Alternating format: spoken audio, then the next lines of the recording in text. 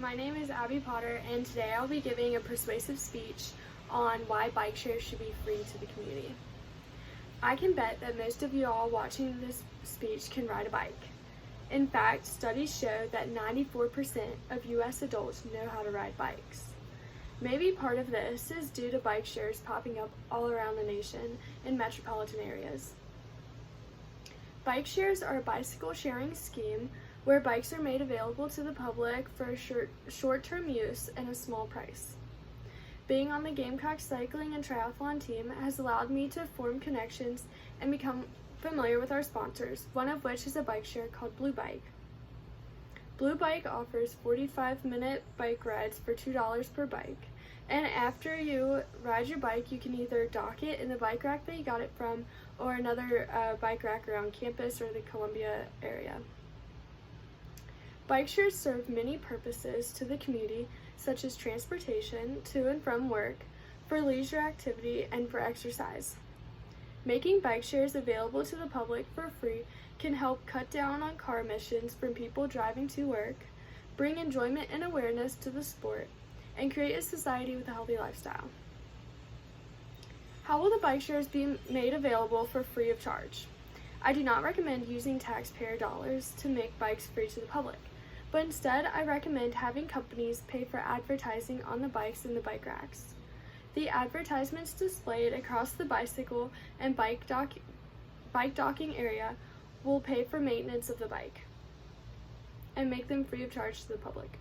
Because bikes are mobile and can cover great distances, the advertisements will reach more of the population in the metropolitan area that the bikes are located in.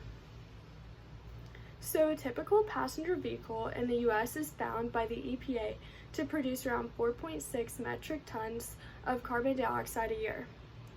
Transportation alone creates the most amount of harmful emissions into the environment. It contributes 29% of US greenhouse gases. Think about the greenhouse gases that riding a bike emits. That's right, it's zero. As of 2016, only 0.6% of the American population were riding a bike to work. The majority said they either ride alone to work at 76.3% of people or carpool to work at 9% of people. But as I discussed earlier, almost all Americans know how to ride a bike. If bikes are made available to those living and working in city centers, then hopefully we can reduce the dangerous gases emitted into the environment every day.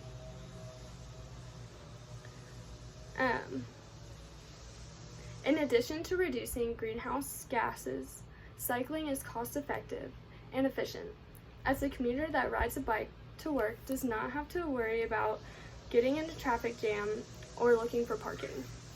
And if the bikes are made free, then they will not have to worry about paying for gas or parking elsewhere, or even tolls.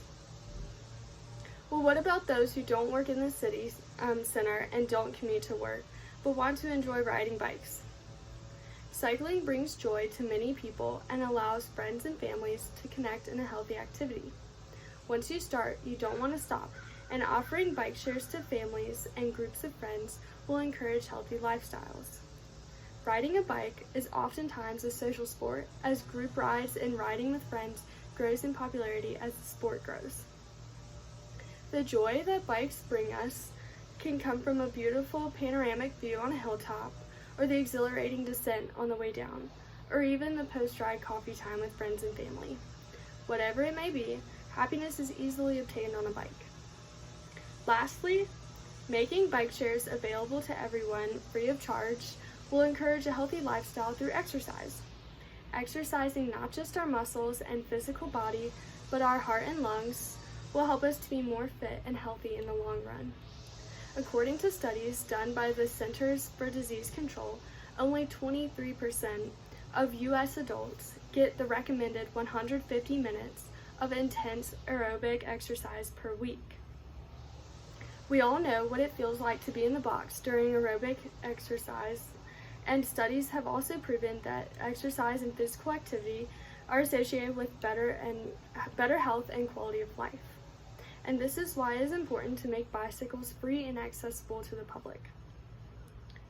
So making these bike shares accessible and free not only cuts down on greenhouse gases released into the atmosphere every day, but it encourages these happy and healthy lifestyles.